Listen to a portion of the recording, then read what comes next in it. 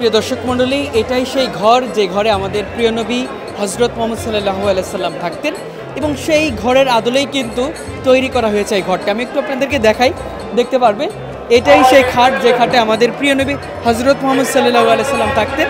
তবে এই খাটটি কিন্তু সেটার আদলেই তৈরি করা হয়েছে এবং এটাই মহানবী সাল্লাল্লাহু আলাইহি সাল্লামের ঘর। আমরা যদি একটু দেখানোর চেষ্টা করি দেখতে পারবেন একেবারে আমরা সেই 1400 বছর পিছনে চলে যেতে হবে।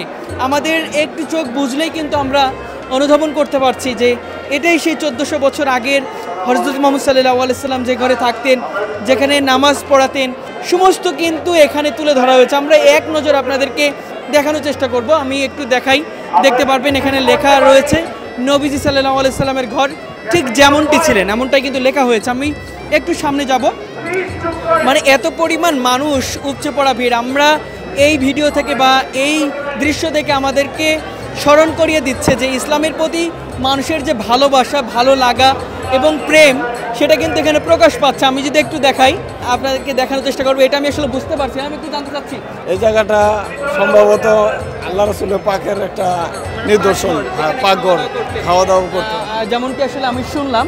আমি যদি একটু আপনাদের থেকে দেখানোর চেষ্টা করি, একটু ভিতরে যাব, ভিতরে কিন্তু আসলে আমরা একটু দেখানোর চেষ্টা করব। দেখতে পারবেন যে এটাই সেই মসজিদের মেম্বর যেখানে প্রিয় নবী হযরত মুহাম্মদ সাল্লাল্লাহু আলাইহি সাল্লাম নামাজ পড়তেন, ইমামতি করতেন।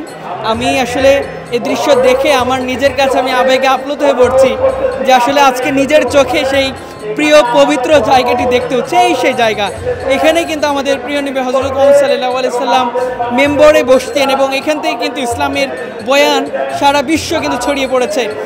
দর্শক, আমরা একটু দেখানোর চেষ্টা করি, দেখতে পারবেন সেই 1400 বছর আগে মসজিদে নববীর সামনে এবং রাসূল সাল্লাল্লাহু আলাইহি সাল্লামের ঘরের সামনে ঠিক যেমনটি খেজুর গাছ ছিল, সেই খেজুর গাছের দৃশ্য কিন্তু দেখতে পাচ্ছি। একেবারে অরিজিনাল খেজুর গাছগুলো কিন্তু এখানে স্থাপন করা হয়েছে। আমি একটু সামনে যাব, একটা কুয়া দেখতে পাচ্ছি যেখান থেকে আসলে পানি তোলা হতো এবং এই পানি কিন্তু পান করতো। আমি একটু দেখানোর চেষ্টা করি। আজকে এত পরিমাণ মানুষ, জানি না কিভাবে আপনাদের কাছে তুলে ধরতে পারছে। আমি একটু দেখানোর চেষ্টা করি।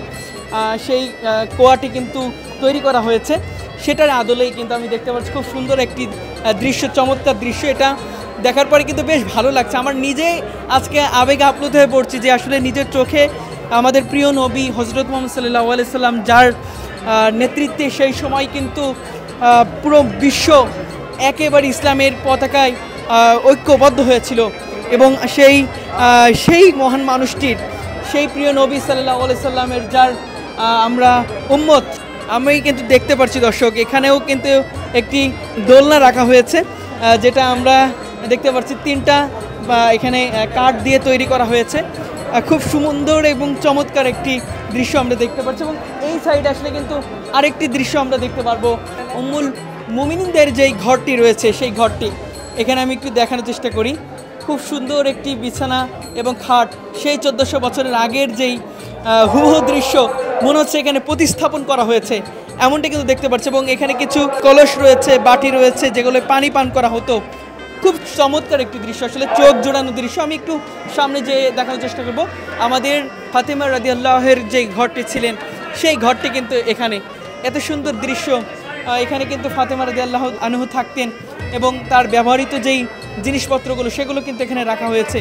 এবং আমি একটু সামনে যাব, এটাই সেই মহানবী সাল্লাল্লাহু আলাইহি সাল্লামের ঘর। এই দৃশ্য কিন্তু আমরা দেখিয়েছি এবং সামনে গেলেই কিন্তু আপনারা সেই যে দৃশ্য সেটা কিন্তু আপনারা দেখতে পারবেন।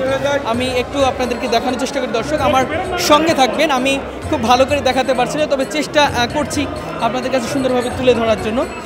দর্শক, আমরা দেখতে পাচ্ছি এটাই সেই তাঁবু, যে তাঁবুতে মহানবী সাল্লাল্লাহু আলাইহি সাল্লামের নেতৃত্বে মহানবী সাল্লাল্লাহু আলাইহি সাল্লামের বিভিন্ন কার্য পরিচালনা হতো এই জায়গাটি। এবং আমি দেখতে পাচ্ছি খুব সুন্দর করে তাঁবুটা কিন্তু ডেকোরেশন বা সাজানো হয়েছে। মনে হচ্ছে যে 1400 বছর আগের যেই হুবহু চিত্র সেটাই কিন্তু এখানে আমরা লক্ষ্য করতে পারছি। এবং এখানে দেখতে পাচ্ছি খুব সুন্দর একটি কর্নার করা হয়েছে। এবং এখানে যদি আপনাকে দেখানোর চেষ্টা করি আপনাদের বুঝতে পারবেন যে এখানে কিন্তু খুব সুন্দর একটি পরিবেশ রাখা হয়েছে, যেটাকে আমরা বলি এখানে নাকি অনেক আল্লাহ রাসূলের যারা সাহাবী ছিলেন সেই সাহাবারা কিন্তু এখানে বসতেন, এখানে রেস্ট করতেন, এমনটাই কিন্তু আমরা শুনেছি। এবং সব মিলিয়ে যে দৃশ্য এখানে আমরা লক্ষ্য করতে পারছি, চমৎকার একটি দৃশ্য। প্রতিটা মানুষ কিন্তু এখানে এসেছেন, এখানে এসে তারা ভিড় করছে এই দৃশ্য দেখার জন্য। আমরা সব মিলিয়ে কিন্তু দেখতে পেরেছি যে এখানের যে দৃশ্য সেটা কিন্তু আমাদেরকে 1400 বছর সেই পিছনে নিয়ে যাচ্ছে। আমরা মনে হচ্ছে যে আমরা আবার সেই 1400 বছর পিছনে চলে এসেছি। আমরা কিন্তু অনেকেই সেই 1400 বছর দৃশ্যের কথা জানি না, তবে তারা কিন্তু এখান থেকেই কিন্তু আমাদেরকে স্মরণ করিয়ে দিল যে না, 1400 বছর আগের সেই মহানবী সাল্লাল্লাহু আলাইহি সাল্লামের যে দৃশ্য, সেই দৃশ্য কেমন ছিল এবং সেই পবিত্র নববীর থেকে শুরু করে মহানবী সাল্লাল্লাহু আলাইহি সাল্লাম থাকার জায়গাটা কেমন ছিল, সেটার আদলেই কিন্তু এখানে সেই দৃশ্য রাখা হয়েছে। দর্শক, চেষ্টা করেছি এক নজরে আপনাদেরকে আজকের এই দৃশ্যটা আপনাদের কাছে তুলে ধরার জন্য, এবং এটা কিন্তু আমাদের বাংলাদেশের ঢাকার ধানমন্ডিতে অবস্থিত, এবং এই জায়গায় কিন্তু আসলে সেই তাকওয়া মসজিদেই কিন্তু এই সুন্দর পরিবেশটি তারা তুলে ধরেছে। দর্শক, আবারও দেখা হবে, সেই পর্যন্ত সবাই ভালো থাকবেন, সুস্থ থাকবেন, সবাইকে আল্লাহ হাফেজ, আসসালামু আলাইকুম।